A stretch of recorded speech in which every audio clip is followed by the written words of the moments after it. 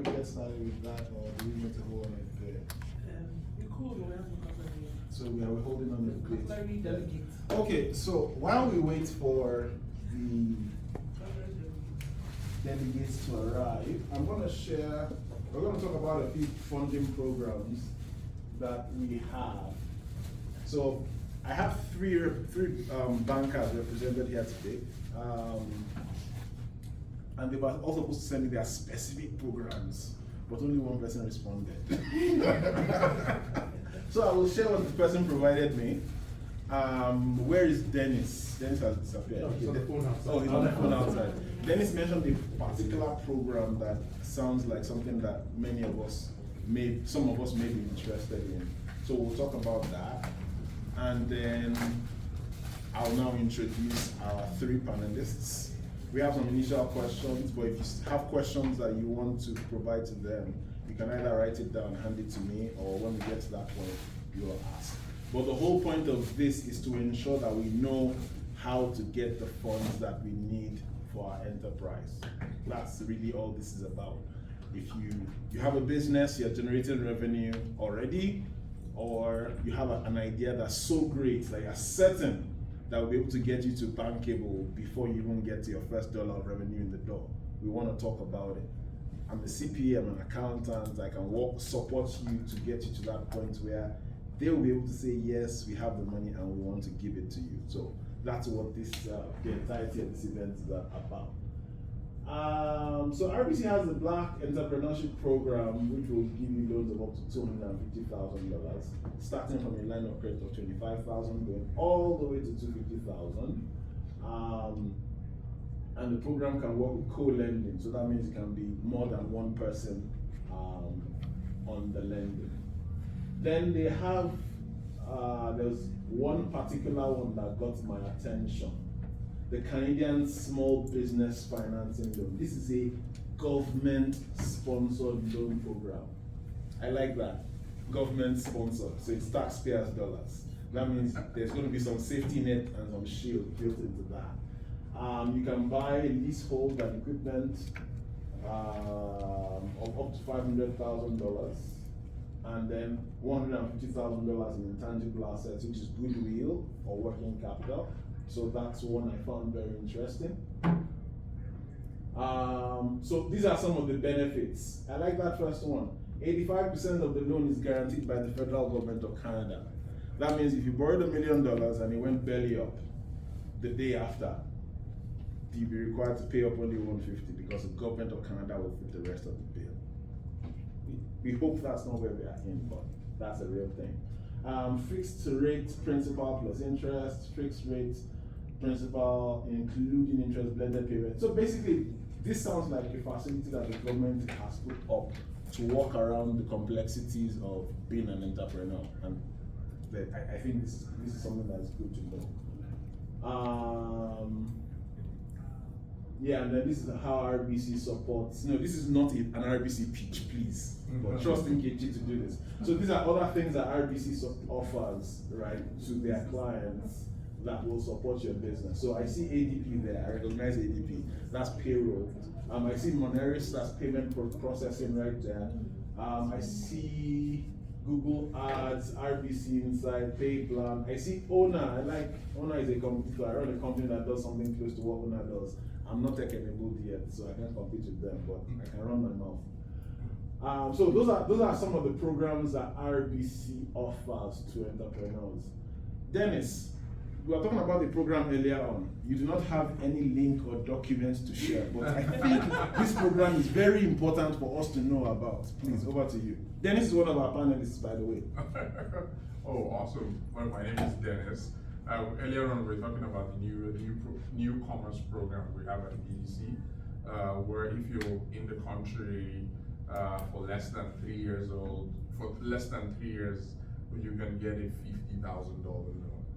Right, it's just to help with newcomers startup and then get them into the swing of things. For you to, it's not credits, it's not based on your credit score.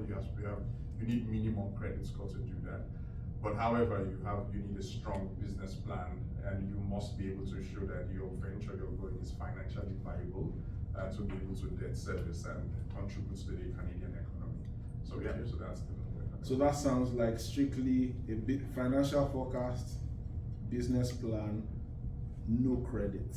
Yes, so more like so and we are good to go. Yeah, so but just like we said, you need to show that it makes sense. So it cannot be used for research and development.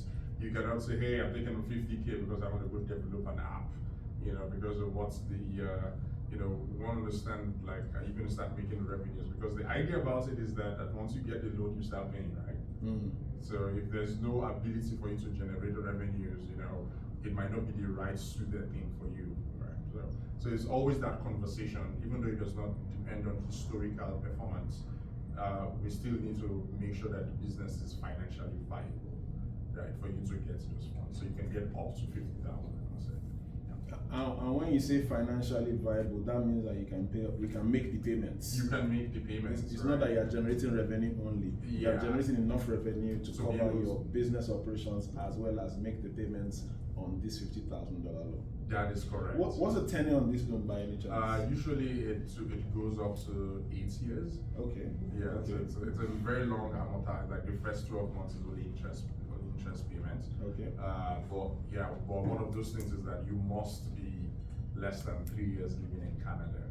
Right. So if you go above 3 years, then you're no longer eligible for it. So yeah. Okay, I will find the link to that, the description of that program, because I think I know a number of people that will be interested in that. So, Kojo, do you want to tell us a bit about the entrepreneurship empowerment program in itself, just your own, so that people understand why we are here and what we are trying to achieve? And first, I want to thank everybody for coming. And for us at Africa Center, our program is called the Entrepreneurship Empowerment Program. And largely, is to help us build capacity for Black entrepreneurs. So when we talk about capacity building for Black entrepreneurs, there are quite a number of things that come up. Things like what we're doing in sessions like this. We do workshops, we do bootcamps, we do training. As an institution, we actually don't give out finance to people, we don't give money to people, but whatever thing we can do to help build capacity for Black entrepreneurs. So things like, when it comes to things like, let's say you want to get a business plan done, we can actually get help for you to do that. You don't have to pay anything, we will take care of that cost.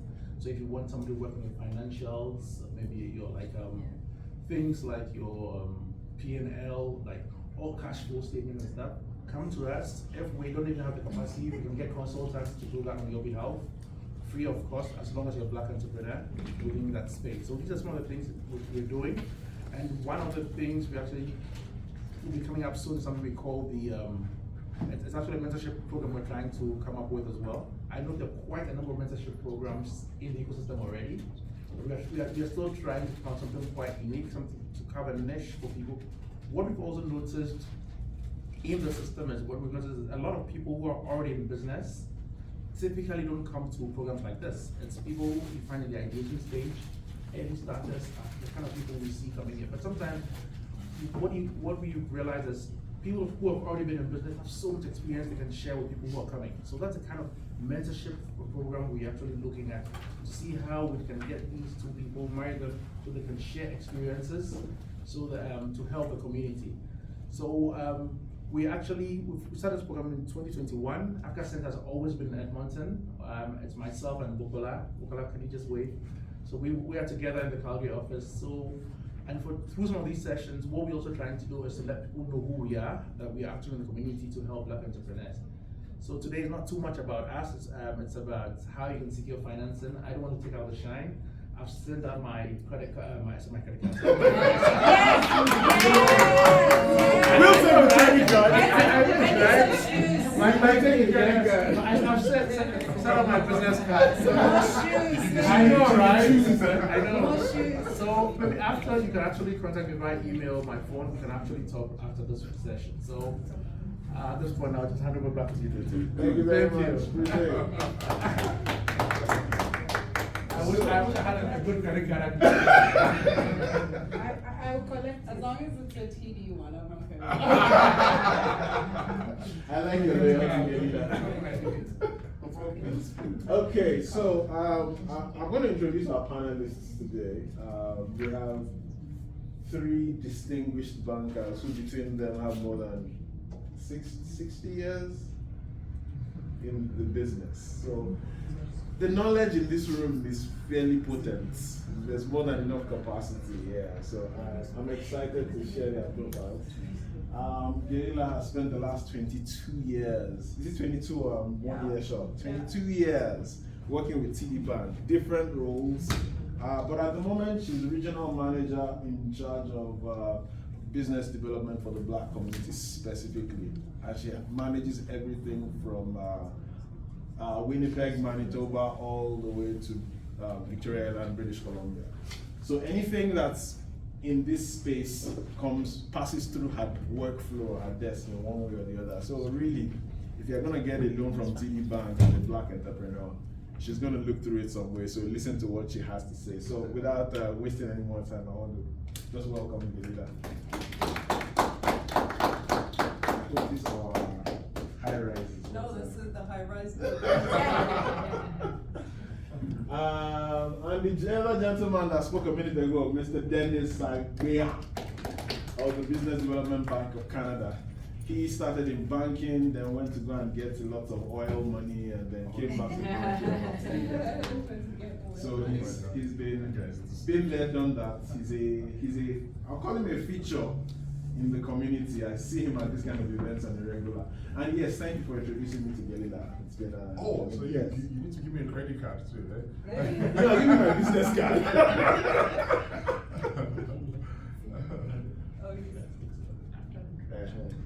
And then I'd like to welcome Nkechi. Nkechi is the Royal Bank. She's the only one that sent her program list.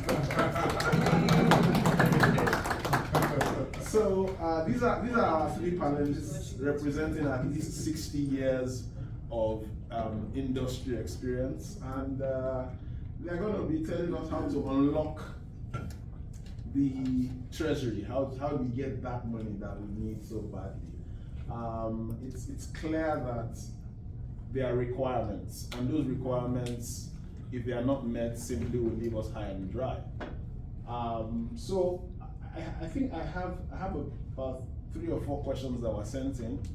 We sent a bunch of emails out asking people to send their emails, their questions, but we've got just about 3 or 4. So we want to get started with the first of those. Okay. So we'll just, each question you give us your perspective. If there are specific programs that you're aware of that answer those, we take us straight to them. The beautiful thing is I can find the internet here and I can project so that people can see. Yeah, so first one. As a newly landed immigrant with a long history running my own business, what do I need to do to access financing in Canada? And don't tell me that you guys are not going to take my business experience into consideration, because I'll be offended. Go to Dennis, because he'll give you $50. Right. Solves the problem. Next question. No, we're not done yet. That's Dennis's answer. What's your own answer?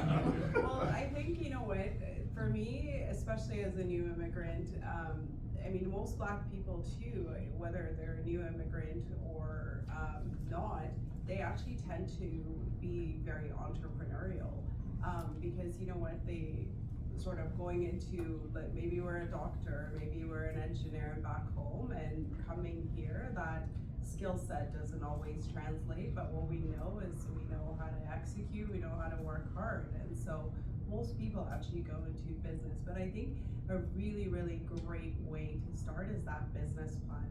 A lot of the time, you know, we see people executing on a business and or opening a, you know, some kind of shop, and we want to do that because that seems easy enough.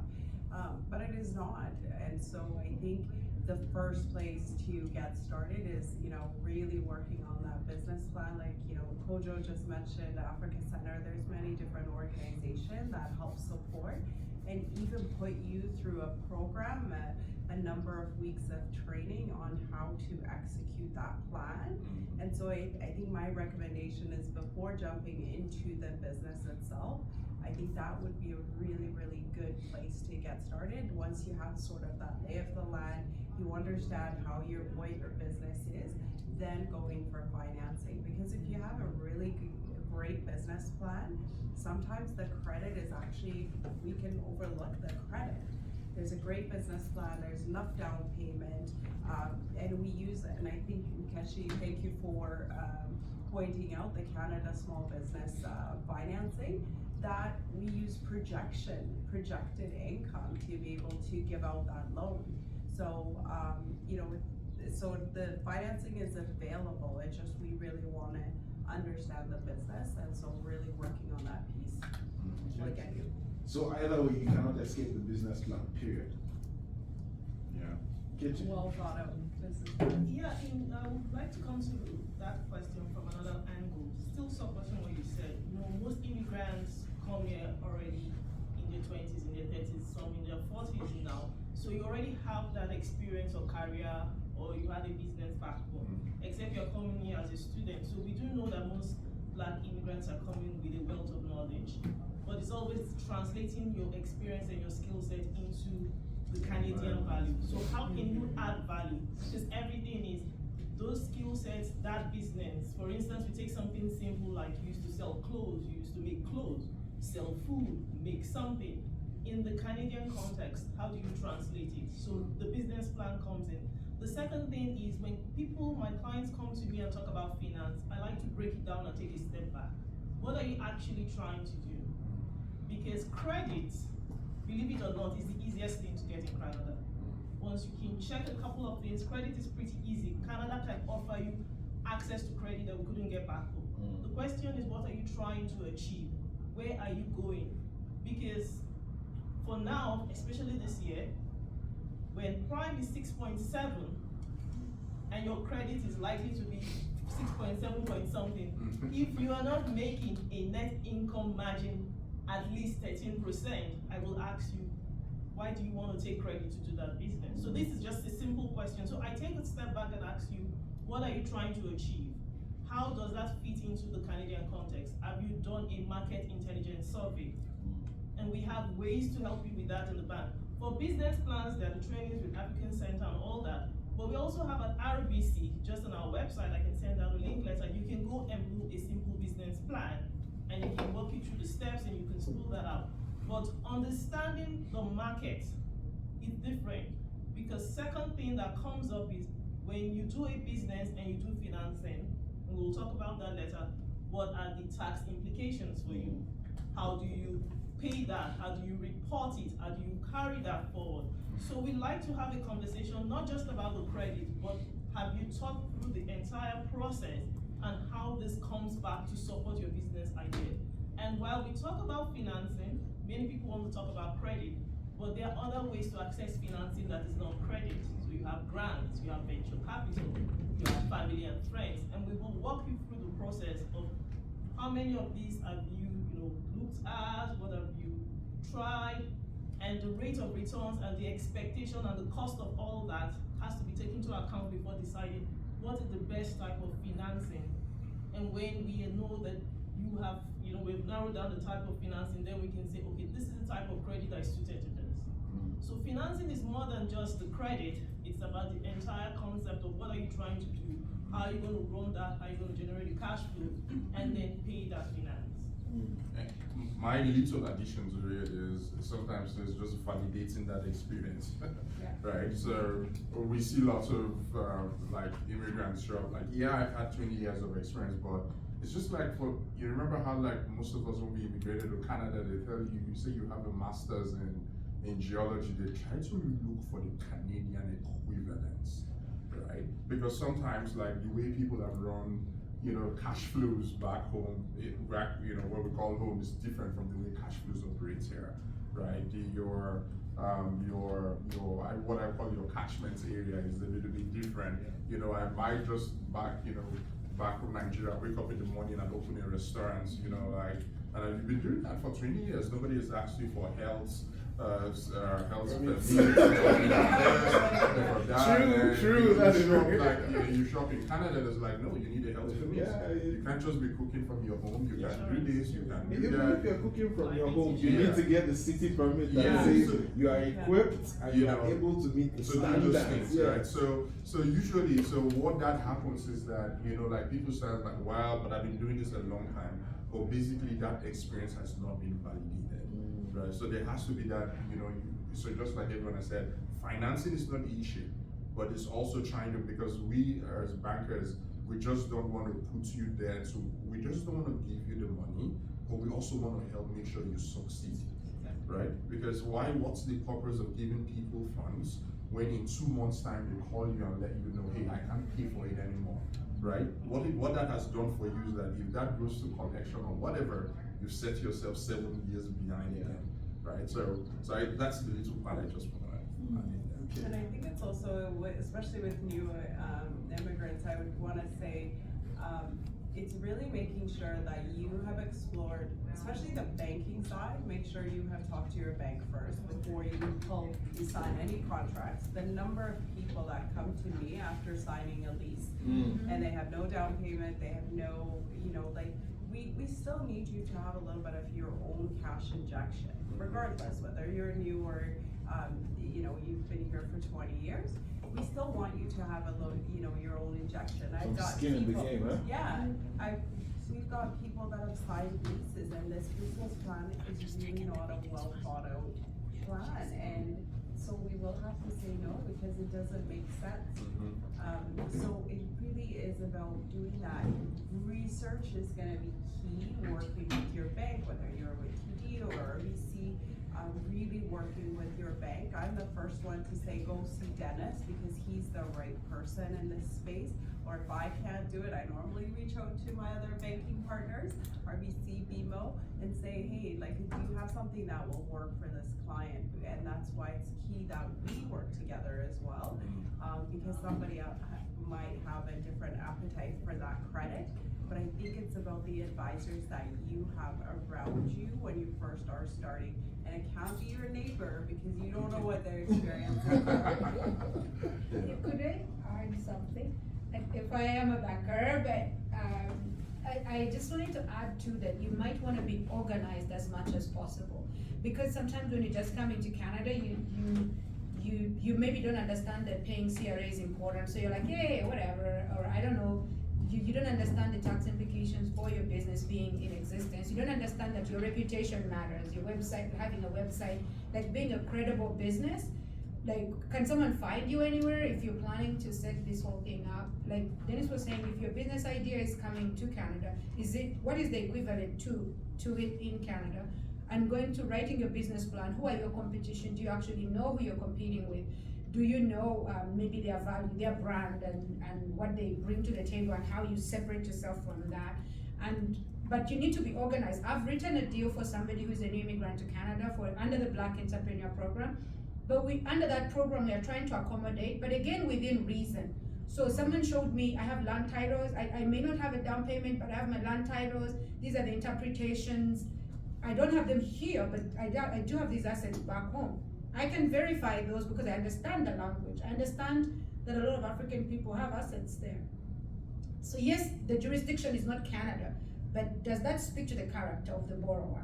It kind of does. But if you're disorganized, you're just saying, just give me the money. I don't know, where's your business plan? I don't have one. I just have I can open a restaurant. I've run one, like Dennis was saying, you've done it back home, but you've not done it here in Canada. So being more organized, knowing your competition, knowing your product very well, knowing your clients, you almost know their age, how old they are, what they buy, how often they buy, what price they're willing to pay for. Like, you need to get to know your business that much. Because the banker doesn't know your business. I don't know how to sew clothes, but if you tell me my target clients are maybe 18-year-olds and they buy clothes every Saturday because they are going out, whatever. So you need to get to know your clients so well, where they buy, how often they buy, your competition, who is going to run your operations. Because sometimes the guerrilla is saying, you come and say, I'm going to open this restaurant. Who's going to run it? Don't worry, I'll hire somebody. Who? How much are you going to pay them? How many days are you going to be open?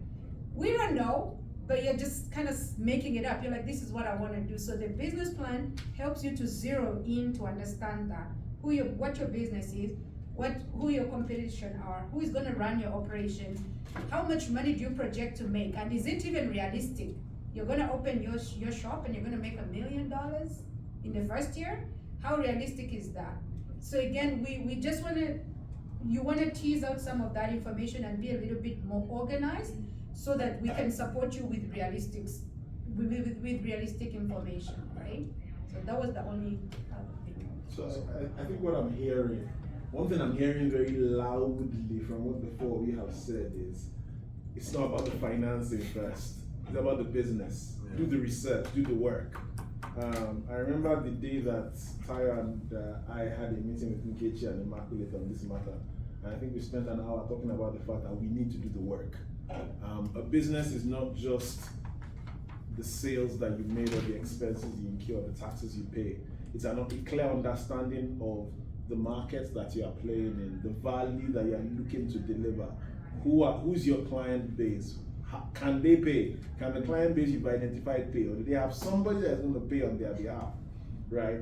If you're making toys for kids, okay, good. That's not a bad idea, because guess what? The kids can make mommy and daddy pay for anything. All they need to do is throw a fit in the middle of Superstore and you get your sales made. But if you're making stuff that's for what, 10, 12 years old, those guys are not so cute anymore. I can tell them, their parents can tell them to shut up and follow me, right? So how are you gonna be able to get that demographic that you're targeting to go ahead and pony up the cash that makes up your revenue?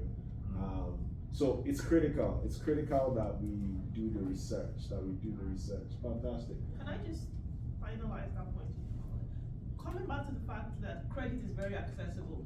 So bankers you may be surprised, but we are always looking for new clients. Yep. And bankers, we are the freest advice you could get. We don't charge money. I charge for my own advice. We're like, we're free, we're always doing this talking, and that's why she said, take advantage of your bankers, ask them questions, run your business ideas through them, have a conversation before saying, okay, now I want credit. The last thing is, there is data in Canada, there are statistics, there is benchmark. Yeah. So when you come and say you want to do a business, if you're a new immigrant and you're just running stories, we the bank will go look at the data and how it works in Canada and North America and Alberta. If yours is not tallying, we're just going to be like looking at this. So there is data, there's market intelligence. So the first thing I tell clients is, have you accessed all data available? The statistics, the industry benchmarks, the Alberta statistics, the Prairie statistics, the Canadian statistics. Do you know what your competitors are doing? How are you benchmarking? How are you expecting to surpass or compete with that? So data is something that we're not used to doing from back home. And so it shocks us when people are asking us questions. The reason they ask you that question is because they're looking at the data and your data is not tallying. So we want you to know there's data. If you need help, there's ways and resources to get for every industry and then sub-industry. There's ways to get market intelligence and data. There's also privacy, so you can get specific, like this person across the street is doing that. But you have industry and sub-industry data analysis that can help you to know this is how I should be running, or this is where I should be going, this is the niche I should be targeting, or this is the path I should be avoiding. So for financing, we ask that let's do the work together and look at us bankers as partners. That's why Dennis and I, we can hang out and I can handle the getting that. And because we have partners with you and with each other, and like you said, we want to find the right solution. And it's not just about the credit and give you a loan, it's about what comes after the credit. So, thank you. Fantastic. I think, okay, everything we need is available. So can we just break up for lunch briefly? Let everybody grab something to eat. That's And gonna be an then, interesting conversation after. yes, but there's no point holding us up till 2 p.m. before we have lunch since the food is here and everything. So let's grab something to eat and then we'll continue right after.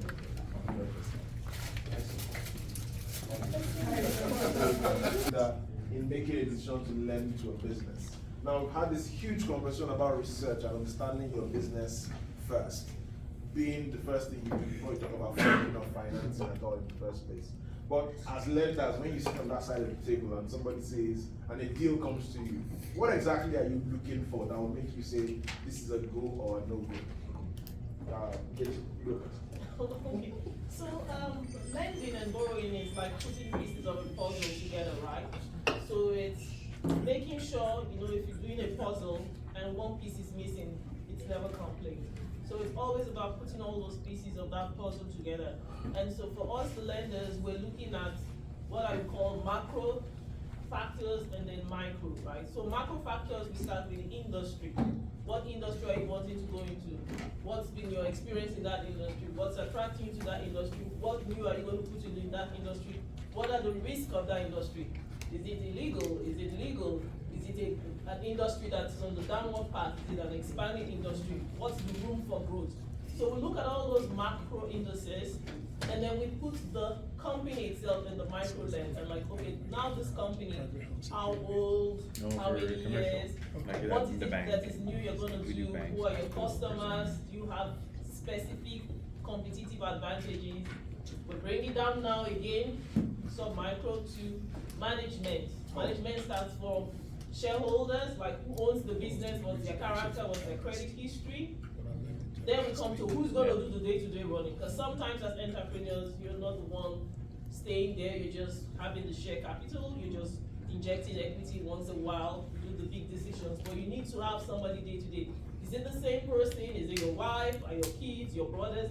We look at all that, the continuity, and then we look at, the specific products, the risk attached to those products. I think I'm talking too much now, but everything about the product, what are you doing? Are you familiar with the supply chain? You could have a great product, but if you can't get it out of China, or you can't move it from the East Coast to the West Coast to the prairies, then there's a problem. And so we look at the product, the supply chain, before we then look at all the figures. So it's all these pieces we're trying to put together, and then we come down to the figures, and then we start looking at things like revenues, income, expenses, and how they compare to each other, right? So the income to, total revenue, expenses, total debt, and all the ratios that I'm sure Dotun and Tai will be happy to talk about sometime. And then when we put all those pieces together, we are like, okay, this is how much credit you can take, you should take, you have, you shouldn't have, you possibly will need in another 2 years. You can get this now, but we have to make a plan for you to get this in 2 years. Are you aware that you can need this in 3 years? You need to start having a plan to take this in 5 years, and then we can then adjudicate that credit. So it sounds like there are qualitative factors And quantitative. and quantitative. Numbers, financial statements. Yes. Whenever people are thinking about loans, they're always thinking, I need to have my financials. But then that means that it's not just the financials, it's a lot more than the financials. Exactly. Getting that? Yeah, absolutely. Thank you for that. I think all of those things are everything that we check for. When I look at in the small business space, a lot of the factors come down to, what kind of equities are you putting in? There's a personal guarantee that's required, and that personal guarantee is where we sometimes struggle when it comes to credit. Black community normally has lower credit because we don't have that financial literacy. We don't understand how credit works. We come here, we are not used to credit products, so we don't know how to use credit, and those services aren't readily available for us when we walk in. And I think in fact that's why my role was actually created, because when people in the Black community walk into a bank, they don't, the services received is really not par, and this is not a TD problem, it's every bank. So that financial literacy becomes key to building your own personal credit. So if you have credit, that now speaks to the character that Nkechi was talking about.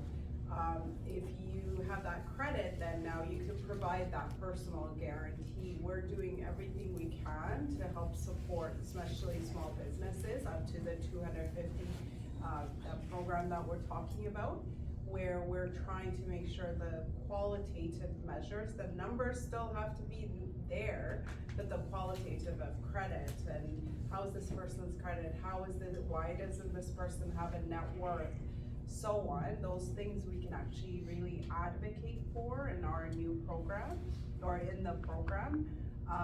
But yeah, no, I think as a business owner, you gotta make sure that you are the accountant, you are running the business, you're managing, you're understanding your business, because I see so often individuals kind of lose sight of all the pieces and they just are running the business and it doesn't work.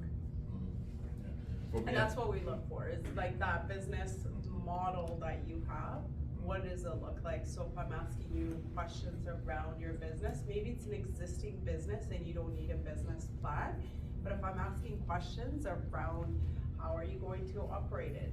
For example, I have a recent example, a customer that I wanna say 6 months ago, got approved to buy into a franchise because it's new to Canada person, and she had really extensive experience in many fields and back home. And so based on the extensive experience, we said, okay, she would be able to operate this business. Now 5 months later, I get a signed lease to open a restaurant, and I'm like, okay. Now this other business now become a rental business because somebody else is gonna run that for you. Do you know that by you hiring somebody else to run a business, it's like a rental property, it's a risky business. You can lose money, they might steal money, there's so many different things. So those things we look at very differently. So before making decisions, again, consult with everybody that is around you that's gonna help you make the right decision. For me, it's just, which is, just to summarize it for what everybody said, the basics. And the bankers will say the 5 C's of credit. I remember like first time when I started banking, that's how I wrote my loans based on 5 C's of credit. I will write on character, I will write on collateral, just everything, all those things just to make sure you fit into all those boxes. And just like everything in life, there are terms and conditions, right? Everything in life has terms and conditions. All banks have the terms and conditions as well, right? So basically those are the things that you need to, I think that everybody needs to know. Then when it comes to, if I see like dealing with, I would say African or black-based businesses, just like the first thing we deal with has to do with credit. But the other thing I've also seen that we need to deal with is financial reporting. So that's been a huge one, right? Where I see financials are not done properly and are not done by the people who should be doing it, right? So it helps a lot. People think like, why am I going to pay the accountants $1,000 to do that? But there's That's a cheap accountant. Oh, that's a cheap accountant. Okay. So why is that? Well, it's very, very important. And you also these days services. Whoever is giving you a service I think that it should be valuable. If you have an accountant or a bookkeeper who's only just putting numbers for you and give you like garbage in, garbage out, right? And that's what you get, But sometimes you need somebody who's gonna ask you like, hey, what are your plans for next year? Why are we not building equity in the business? Why is it that your net income is $50,000 but you're drawing $150,000 out? Why is it like some questions that should get into your mind to say, hey, is my business formidable? Is my business good? So for us as bank, I've seen people who say, hey, we made $3 million, and when I check at their net income, it is minus. They tell you That's not and you try to say, hey, no, but you don't qualify. But the person says, but I made $3 million. They say, yeah, but you don't qualify. Yeah, but how come that guy made 150? He qualifies because of his net income was 50K. So there's some debt serviceability to that small person compared to the big one. So all these decisions are based on terms and conditions. And I think in this community we need to do that. The last thing I want to say again is that in my interaction, I found that like, I'm sure most people immigrated from different places. Growing up in my community, what I see is that business was for survival. Right? Business is for survival. That is what people do to survive. Right? And sometimes I've realized that when people immigrate, they go with that mindset. It's more of a survival thing instead of like a legacy thing. I want to leave a legacy. I want to keep value. I want to do those sort of things. I want to be important to this community. So people get into all of this sort of, keeping money on the backside, not showing all because of that whole sense of survival. But you're not thinking about the big picture. So we get a situation whereby they continue to do those things, and at one point you're like, yeah, we're ready to grow. Now everybody says, no, we're not going to be able to give you anything because of all these times you did not do this. You didn't file the right taxes, you don't have equity on the business, you didn't, so all those things are all those things at the end affects you not being able to get financing at that point, right? So at that point you have to now depend on secondary lenders, tertiary lenders they're going to charge you 15-20%, to get all of those things done. So you're actually paying is like my mom would say you're becoming penny wise, pound foolish. That sort of thing. So I think those are things like in the community that we need to make people understand that business, coming, especially immigrating, you should think about business more than that survival mindset. Make it be something. We land and we want to buy other people's businesses, but check out those businesses that have been in there for 30 years, 40 years. They've just been passed from one generation to the other, and that's because of those things have been truly managed. So it's that whole mindset, 5 C's of credit. Those are the things we would consider, before we will provide that sort of finance. I can add to that too, and when it comes to credit too, I think in the community we've been kind of taught to be scared of it, and I think it's so important when somebody says, hey, you have a pre-approved offer, it's really important to have a look at it, because you know what, that pre-approved offer is like no hassle, take this, you can have it, but I've refused to lend people money, like as an advisor, I've said, you know what, I don't want to do this, I see your spending habits, like you need to go somebody else because I just don't feel great about this. Because if I recommend something that is just, if you take this, then I know you're gonna spend this or whatever. I've done that with a couple of customers where I said I can't do this, and I've passed them over to somebody else because I just didn't want that on my conscience. But when it comes to credit and pre-approved, especially as a business, I think, credit needs to be part of your strategy. I know in the commercial space, we do an annual review of, clients, and so then ask your commercial banker, help me understand where should I be at based on my current income. And I'm always recommending to make sure that discussion happens on a regular basis. Small business, maybe the advisors aren't that proactive to say, hey, we do try to call, and I know RBC probably does too, but we do try to call when there's opportunities, but they have so many different customers, so you need to own that, and you need to say, even if you don't need anything, you need to make that a habit of your yearly checkup of okay, as a bank, here's I just finished my financial statement, here's the number of things my accountant has said, how can you help me? Get them to send a request for credit. Let's say it gets declined, you didn't need it at that time anyways, but you at least have basically a pathway of okay, if I'm gonna need credit, this is what I need to do. I didn't need it today and I got declined, but what happens if I need it and I get declined? So really make that a part of your sort of ongoing practice. Just to close what she said, we want our community to understand that lending, borrowing, banking, finance is a relationship, right? So the whole flow of finance is a relationship. Somewhere has surplus.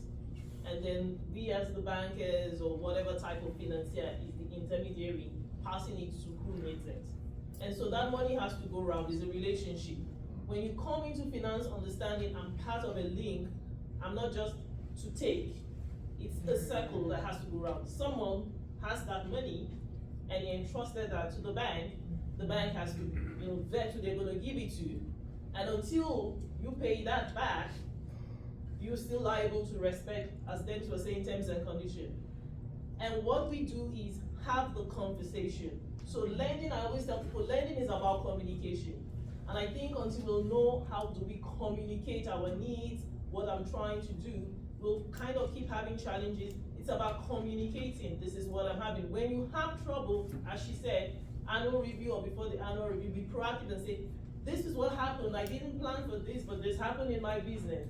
It's better for the bank to know before than to find out at the end. And so we like, again, I go back to saying we are the freest advice you will get. Check in with your banker and say, I just want to have a conversation about what's happening in my business, or I just like you to talk to me about what are you seeing in the market? Because these are the things that help good borrowers from people who have difficulty accessing additional capital. They have the information. We used to say that cash is king, but now it's information.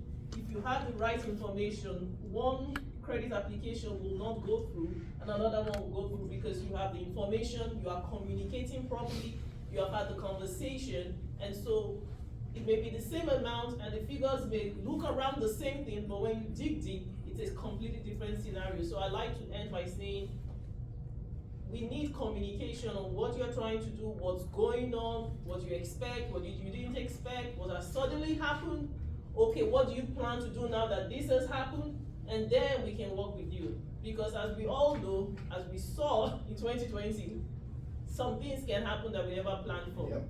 So we should be having that communication as to what can happen, what do we do, how do I move ahead, or lending to work. And if you don't like your banker, talk to the manager and have them assign you a different one that you connect with, because that relationship, I've had clients for the last 22 years that still message me. I don't do the stuff that they're asking, but I will send it to someone that will absolutely get it done, and I become the second layer of connection for them. So if you have a banker that you don't like, just call the branch and ask for the branch manager and say, hey, listen, I just don't feel like I connect to the advisor, and I would love to see if you have a recommendation on a different person. I do that with Rogers all the time. You just keep going down. Shake the down. line. I was just gonna add that to that, as a relationship manager, I have had to return checks for clients who don't take my call. Like, you wrote a check and you didn't have money in your account, and I called you and you didn't answer, and I called again and I sent an email, you didn't answer, so I bounced your check. And you're gonna be upset that we bounced your check, but when I reached out to you, you didn't communicate. You're just basically in the take phase. Yeah. So I don't feel like but if you let me know ahead of time, hey, something happened, my payroll is going out, but this money is supposed to be coming in, it's not yet in, can you hold on for a few hours? Then I will hold on, because guess what, I'm watching your account until it comes back into the black, and then I can say everything is good. So you need to have a relationship. And going back to the other thing, you need to try also and build your net worth too, right? If you're going to go and lend and borrow money, you need to have to build some of your savings, just to show that you're also trying and that you have some contribution to add to the business. The banks have a lot of money. We can create money out of thin air, unknown to most people. We actually can. We just throw numbers. Actually, Dennis, you guys do too. Because really, there's no physical money that moves from anywhere. We just say you have a loan. We create money out of thin air. But you need a license to do that. But the thing is, no, seriously, seriously, economics. Now we know. No, we haven't. Okay. Honest to God, I can teach you. This is an economics class for my teenagers. But we do make money come out of thin air. Because the loan money, we don't. Out of thin air, I just told you. So, because we don't print any money actually, but we say your loan is approved, and then money shows up in your account. No money actually physically moved anywhere. So when I said thin air, that's what I mean.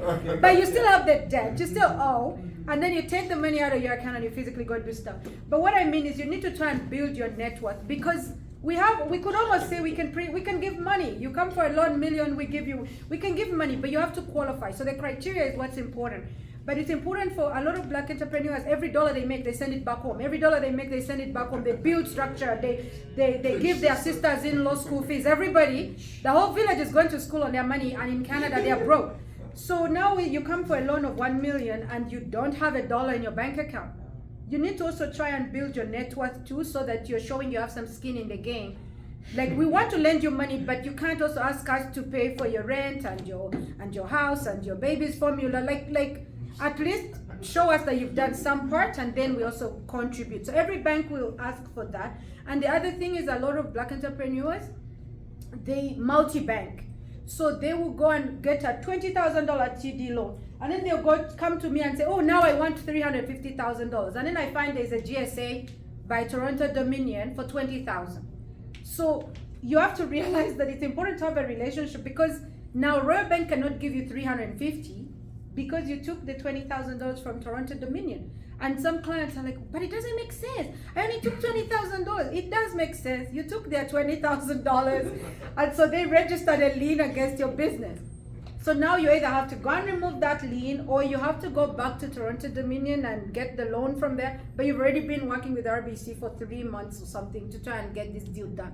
So sometimes it's important to, if you want to borrow, be open with the banker. Say, hey, I already have this loan, and maybe this is my plan for that loan. But don't just come and say, oh, ATB, you work on this, Royal Bank, you work on this, CIBC, work on that. So you have 3 bankers all trying to help you, and then they realize, oh, hang on, Royal Bank already has a lien for a credit card, and now you can't, you've wasted everybody's time.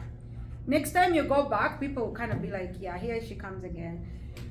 So you just need to organize yourself a little bit that way, and you're not multi-banking. I'm not saying don't bank elsewhere, but be open when you when you go to the lenders.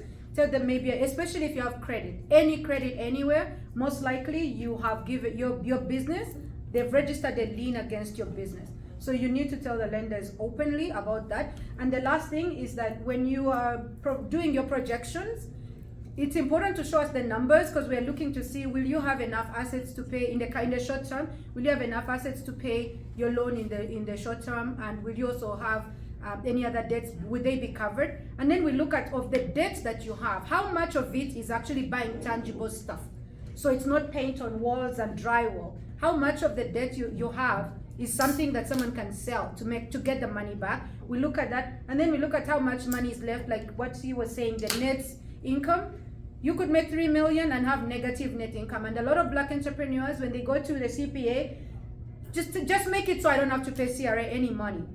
Not the smartest idea when you want to borrow, because to the bank, you're broke. Your business cannot afford to pay the debt. So yes, you made 3 million. You had an accountant who created every expense on the planet, and they washed off all your income, and now you are in a loss. So to the bank, you're asking for 300,000, but you have no way to pay it back. So the negative cash flow is showing you can't afford to pay it back. And like I was saying, also, okay, now the really last thing. If you're actually doing your projections, please make sure that you explain to the banker how you arrive at those numbers. Very, very important. You don't just say, oh, I will make 3 million and I will pay my rent of this, and then after that I'll have $300,000 left. The banker wants to know, how did you arrive at the $3 million number? So you could say, I will be open for this much, I will charge clients this much, I will have average 100 clients, because then it makes sense where your 3 million came from. You didn't just pull a number out of thin air. So we can pull money out, make money out of thin air, but you can pull numbers out of thin air. That's it. Okay, that's a good one. So I think a number of things have been drawn attention to here. Number one, lending is not just about financial statements and profitability. It's about qualitative factors. Who are you? What's your experience? What's your background? Who are the other stakeholders in the business? Do you have other knowledgeable investors who are willing to support you with knowledge? Who's your mentor? Who's mentoring you? Right? Those kind of things. Who has a mentor? Pardon? Who has a mentor? What's a mentor? Who has a Who has a mentor? Well, he's Well, like, you what's a get mentor? one. Yeah. So, okay. Well, Don't worry, we'll answer that question. I think that's a question we'll answer. Everyone has a mentor. Is your mentor like somebody that, I'm assuming a lot of you are business owners, like somebody that's in the business world? Yes. Yes. Okay, good, I like that. Cool. Okay, so this is the last question I have on the board. So I started investing in residential real estate a while back, and I currently have a portfolio of about $10. I'm looking to pivot into commercial real estate. Can I look to the banks to finance this? What parameters would improve the bankability of this endeavor? I love that, congrats. No, I think this is great. I think this is a way to expand portfolio. Commercial real estate, we absolutely finance. There's a couple of ways that we look at financing commercial real estate. Up to $1 million, you know, the one that Nikechi shared, the presentation about the Canada Small Business Financing, that actually does finance up to 90% of owner-occupied property, up to $1 million. So up to $1 million with 10% down, as long as you're looking to, for example, own it and operate out of it. And when we say owner occupied, it's 50% occupied. So the rest you can lease or whatever, but as long as it's owner occupied, we can finance 90%. And then commercial, anything large space, as long as you're the owner occupied, owner occupied, again, we can finance. Usually for TD or at least most of the banks will do 20-25% down payment is what we look for.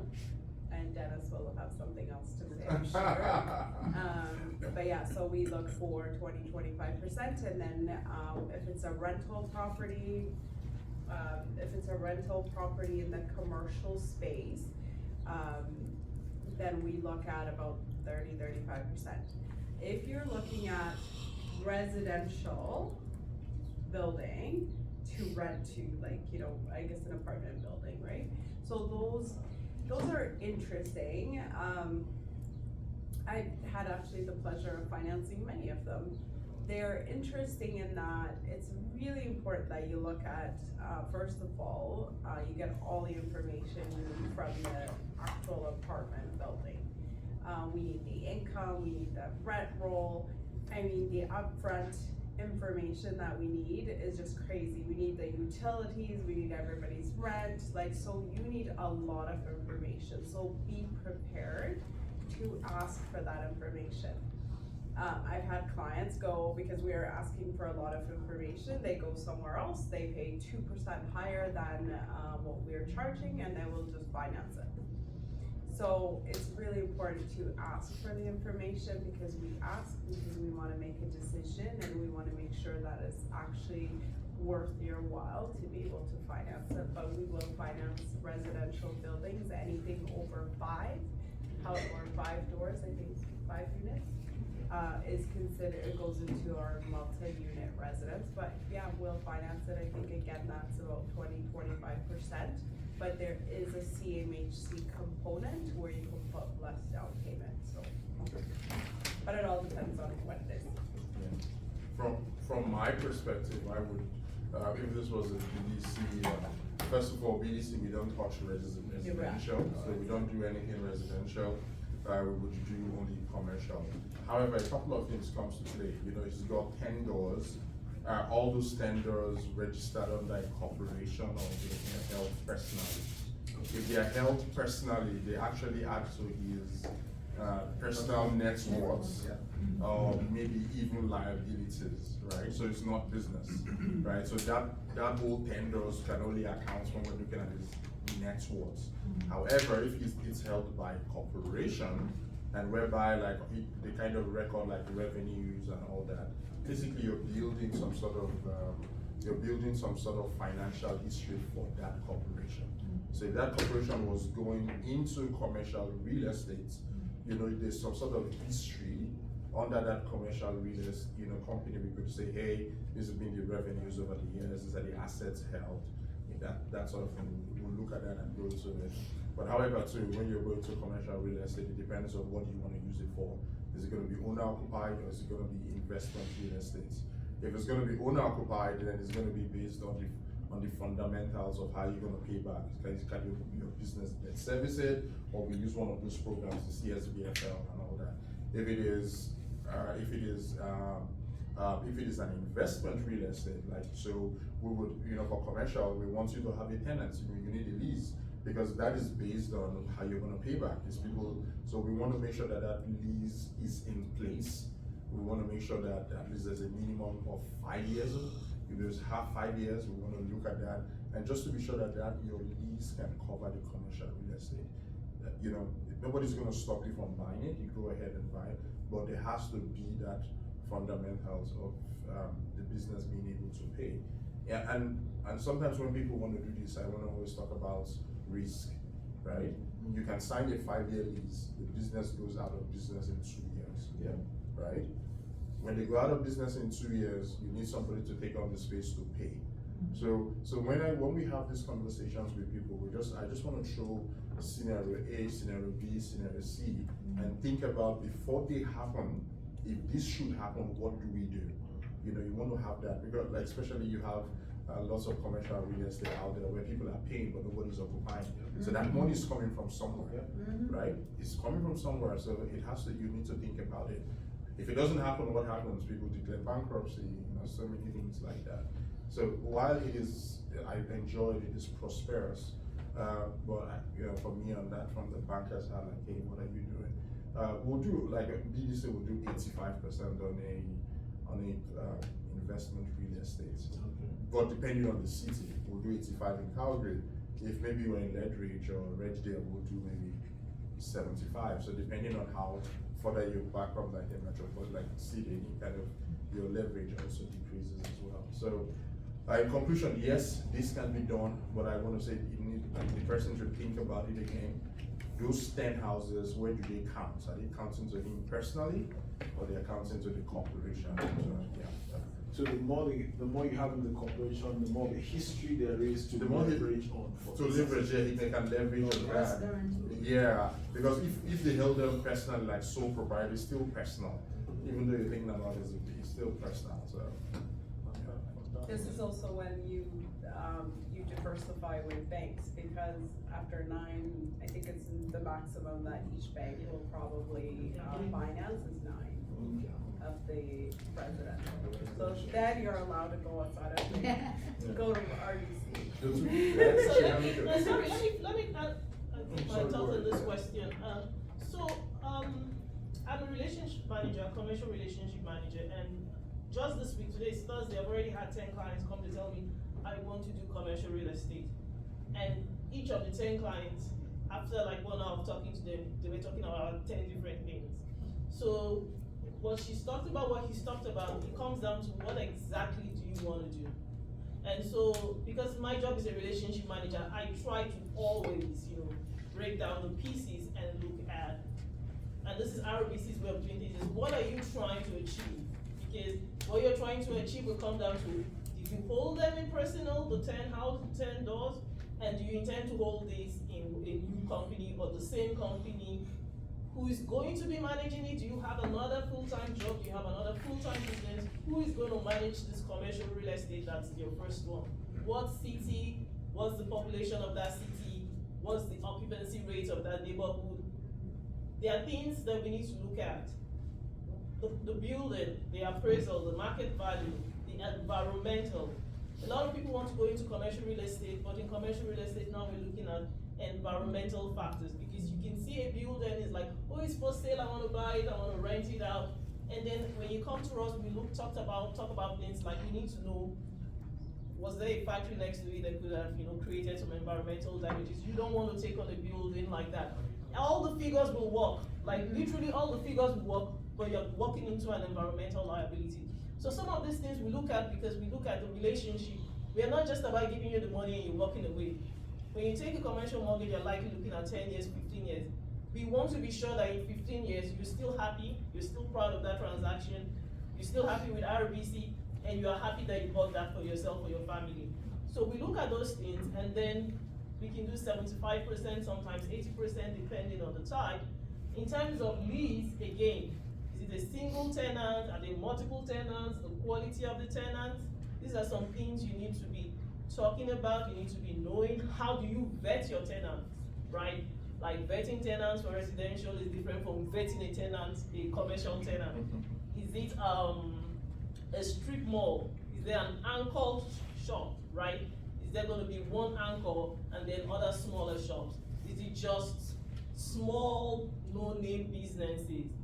Because, as he said, you can sign 10 leases and all those leases, just none of them pan out. I mean, I don't want to name names, but there are some major commercial centers here in the city that are like 30% occupied.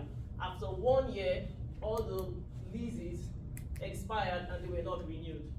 So we want to walk you through and then just gauge what's your experience, what's your understanding, your due diligences. We can share data with you. We can walk you through things you should expect. Then we look at the figures, right? It's always a good thing, and we'd love to see more of it in our communities. A thing of pride when you see that black business that has acquired or built this commercial property. It's a major economic capital booster. But we want to be sure you don't walk into something that becomes a liability, because we do have a couple of people, they now have to dip from their personal savings to meet those mortgage payments monthly. So these are some of the things you would look at, in addition to all the other things that we talked about in lending. Thank you very much. Sorry. Yes. You have a Oh, sorry, I was waiting. If it's not question, is it Yeah. the appropriate time? Yeah, go ahead. I wanted to ask, in terms of the, I guess, the transfer from personal, for example, if you have X number of properties that are in your personal name and then going into corporate, how to prepare for that move. The reason why I'm asking is because I feel as though there's an expectation that the corporation that's going to take on the responsibility for those properties in terms of the mortgage payments and all of that, would need to have a track record or a history, right? But if that's not established because the units were in your personal name, then how can one prepare for that transfer or that transition? Does that make sense? Let's go to that. So this is why we talk about relationship and communication. And I tell my clients, sometimes they're not going to tell them, before you buy anything, tell me. Because I want to know where you want to buy it. Because by the time you bought that house in your name, and then you come and tell me, oh, we're just going to move it to my company, those who will tell you it's not that easy. First of all, it's deemed disposed the minute you sell it to the company, right? Right. So then, we will either end up having to do a capital gains, or we'll do a rollover. yeah. Rollover is, there will be pain. I think that's the There point. will be pain. There will be pain. So- So whether it is pain of money going out of your pocket, or pain of a lot of documentation and approvals and talking to the CRA, one or the other, but there will be pain. Period. So what we try to do is, when clients tell us they have entrepreneurial goals, you want to be a business person. Again, I always say credit is at the bottom. Tell me what you're looking at. 5 years, 3 years, just dream. Don't mind, dream. Tell me what you're looking at. If you're looking at, like, I want to have 10 companies, I want to have 10 buildings, I'm thinking of buying 5 houses, that's good. Dream. And then we start telling you scenarios of what this could look like, so that you know you can, but you're not going to enjoy to hold 5 houses in your personal name and then want to move them. So we'll do what we call the business owner planning for you, which is like, do you want to hold them in a holding company? Do you want to hold them in a family trust? Is it going to be a full-time real estate business that's separate from just a holding company that just happens to have real estate? You need to set that up properly so that things flow, and then you don't have a lot of pain or challenges along the line. So the real estate is one angle. It's how you're structured it, how you've planned to move it. Because eventually, depending on your age, do you want to move it to a spouse? Do you want to move it to children eventually? You need to think ahead so that before you buy, you'll put the proper structures in place. So I would say talk to your accountant, talk to your lawyer, talk to your banker. Thank you. And sometimes just, I've done a lot of personal, like I work in the personal space, or I've done lots of personal and on the business side too. Like, so this is actually not an easy transaction period. So one thing Ketchy's saying is the pre-planning becomes really key. And if you seek that advice, like listen to that advice too, right?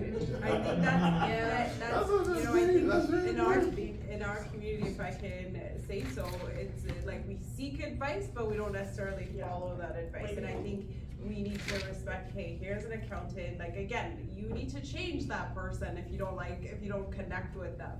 But if you feel, hey, this is a person that's really giving me great advice, I think that's one, and I definitely take clients through that journey of, okay, we need to do this, I often recommend.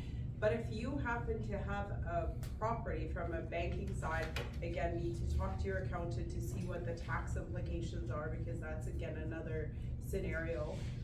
But from a banking side, like, when you look at holding properties in a commercial, in a corporation, it is actually held sort of in it still shows up in your personal name, because we still take your personal guarantee.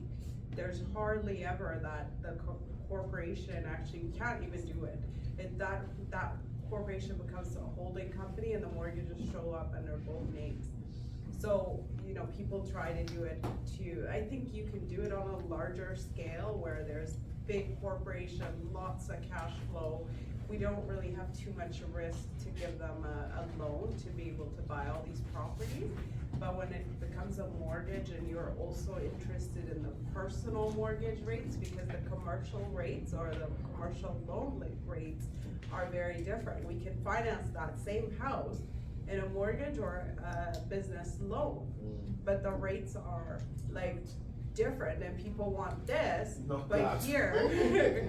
So that's where you need that advice, and we have all the expertise to be able to say, okay, if you're thinking this, this is what it is, consider this or that, the other.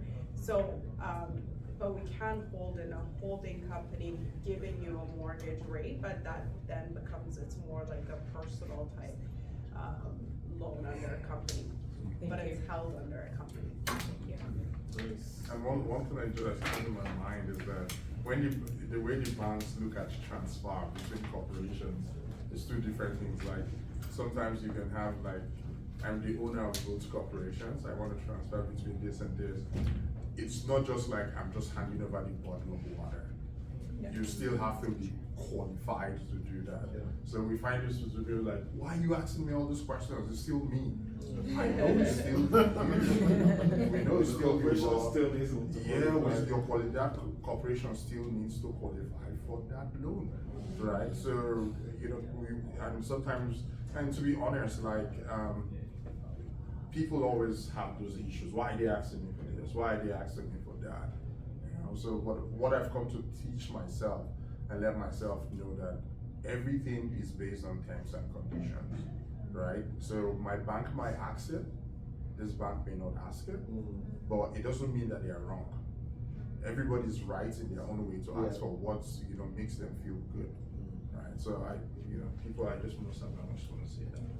And one other thing is sometimes one piece of information can change a deal from a decline to an approval. Like I had a client, until he actually showed me that, okay, so I have these other assets and whatever, the deal was a decline, done. Until he said, I can now go back and say, hey, credit team, take a look at this. In Canada right now, this is how he looks, but these are the piece of information. So sometimes the piece of information, and it's common, like Dennis is saying, in the African community, sometimes we're saying, they're asking me for the information, and I'm saying, why are you asking me? Or that's my own personal stuff. Are you even trying to copy my business? Like sometimes we're being adversarial that way, but yet the banker is looking for a way to help. So if they're asking for a question, sometimes that one little piece that you're holding on to could be the deciding factor between whether the deal flies or not. And sometimes the banker is really being creative and trying to think, how can I make this work? And so they're coming to you to fish for some more details. And if you can cooperate, sometimes that's what it would take for the deal to go over. And one last thing just to add, I know in many communities and many places, they're not gonna like this, but I'm gonna say it, declare everything. It helps to declare everything. If you have 10 corporations, the bank says how many corporations you have, say 10. If you have 10% only, still say it, because every little piece helps. It's either, just like she said, it's either gonna help you, or we're just gonna find something why you shouldn't do it, right? And some people are like, oh, but I want to do it, but we're just letting you know, you doing this will have this great, huge impact on you. So I work with the communities like, yeah, I don't want to bring that part. Why should you want to know about it? If you don't have anything to hide, declare it.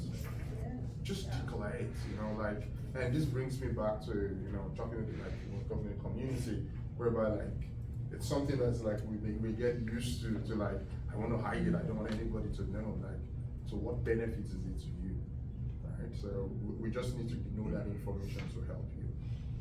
Okay, thank you very much, panelists. It's gonna Forgot about me. Before you shoot, I just wanted to let everybody know that on the 18th Next week Thursday. of May, next week Thursday, at the Africa Center office, from 10 till 12, there is an event that will be happening that's specifically for Black women business owners. and it's more of training, education, good information that will help them in terms of setting up, structuring, managing. So at the Africa Center offices, 12th Avenue, Kanahoff building. Yes. In case you know Kanahoff building, that's where Calgary Foundation is, that's where, literally all the not-for-profits that are worth their salt in Calgary have an office there. Right, so that's, I get on the 9th floor or the 8th The floor? 9th floor, but it happens on the ground floor. So Oh, okay, so good. So once you make it to the building Once and you're there by 10, you're fine. So that's gonna be happening. Tom, let's take your question. That's the last one. And then we can answer his mentorship question. Yeah, this is a bit more of a targeted one, specifically for you, Ms. Gilliam-Max.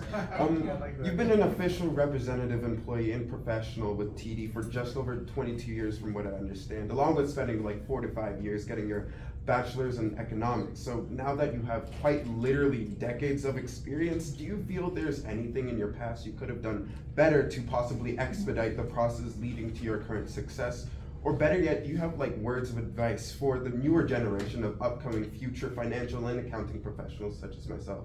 Oh my gosh. So the money is well spent on the education is well spent. So let me give you a backstory. Tom is an intern with us at Dexteritas right now. Okay. This is his second week. Okay. He's soaking. He's a finance student, but he's interning at an accounting firm learning accounting, and he's soaking it in. And next So- year you're gonna come to TD or RBC, right? He's waiting for the pitch. So that question was more a pitch. She's interviewing you at this point. Over to you. I absolutely love the question, the way it's structured, well done. Thank you. I think, if I would say one thing, I moved here over 30 years ago, and at that time, there was literally not that many Black people, and so the whole idea of mentors, or especially for me, seeing people that look like me, it wasn't there. So I knew nothing about mentors. I was always connecting. I was a great barista downtown, for example, at Second Cup. There was an office at Core. I met so many executives that used to come in and get their coffee every single day.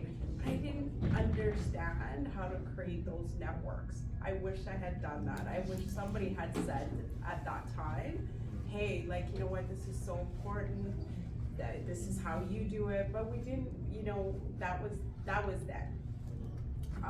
Because I've gone through that in my career as well, for the first, I would say 10, 12 years, I really had no mentors. Mentors, by the way, are people that you are gonna connect with on a regular basis, that you're gonna ask them for what to do, when to do it, how would you handle this scenario. So people that have been in roles, or people that have gone through different experiences, that are gonna help you really create, help you along the journey of wherever you're going. So you get to ask them industry question, and it doesn't necessarily have to be an accountant. For example, if you want to be an accountant, or it needs to be an accountant because that's where you need to go, and you want to know how they've done it. So they can tell you exactly how to do it, and then you could kind of make your own way. So I think having mentors, having networks earlier on, whether you're a business or a young person, that would be one I would change. But I don't want to change anything about my experiences, because of the fact that everything has led me to where I am. When I wanted to go into commercial, for example, they were like, you're not mobile, you can't go into commercial. I'm the top salesperson in small business for 4 years. And I'm like, okay, if you guys don't want me to move, it's fine. Or if you guys don't want to give me the role. So these type of things will happen. So I didn't take that role. Guess what? Now, when I look at 3-4 steps up, if I don't have that experience, those roles are not available for me. So, there's different things you have to learn to navigate, but it's with mentors, it's having different people in your journey. And then in addition to that, I want to tell you, we have a Black Black recruitment, that we actually have a specific individual at TD, because at TD we're focused on really making sure that in the Black community, we're supporting with business, customers, whatever, as well as, and that also entails diversifying talent, diversifying people that work at TD. So we actually, this year, we have hired a full-time individual that's actually working on Black talent recruitment across the country. So placing Black students in corporate roles. So not just a teller job, but in corporate roles. So I'm really, really proud. And so she's right in Calgary. So you connect with me and I'll connect you to her for next year. But you're doing fantastic. She's taking your stuff. Yes. I'm always recruiting. Don't worry, I'm used to my staff going. I'm ready for it. So I run the conveyor belt and I'm finding that. That means you'll open another space. He's already had that experience. Like, he already knows him. We need to get him more experience. Right? We get it. Okay, so I think that's pretty much Is there another question? everything we have. And I will shamelessly plug into Dexteritas Inc. We're a professional accounting firm operating in the city of Calgary. We provide accounting, bookkeeping, financial forecasts, and tax plan and business plan writing services here in the city. It's been a pleasure working with Africa Center and the LCC Media Foundation over the last 2 years to provide a free tax clinic, which we just closed on the 30th of April in Calgary and in Edmonton. Last year we were in Edmonton only. This year we're in Edmonton and in Calgary. And I actually like that picture. Yes, that guy. I like it. Yes. You like that guy? Yeah, the picture of the guy. That picture of the guy. I run the team. I lead a team. There are about 7 of us on the team right now, and growing. Looking to continue to grow. And that's, I think, that's a lot. So thank you, Dennis. You're not running away yet, are you? Thank you very much, Dennis. Thank you very much, Nkisi. Thank you very much, thank you very much, Gedida, for taking the time to answer all of our questions. And thank you to you guys for coming and listening and letting them bore you. Please act on this information. Don't keep it in a drawer. Do something. I'm looking forward to becoming your accountant soon. I left my contacts with Dotun on that slide, but I believe I shared my card. So in case I didn't, if there's anybody that needs my card, I will hang around. Everybody if you give us your email address, you will get the slides that you get to send, and you will get the contact information of the panelists by email. Yes, I see that you had looked at my, I Yes. you got that information from me. Yeah, I appreciate that. You have a BDC thing going. I'm waiting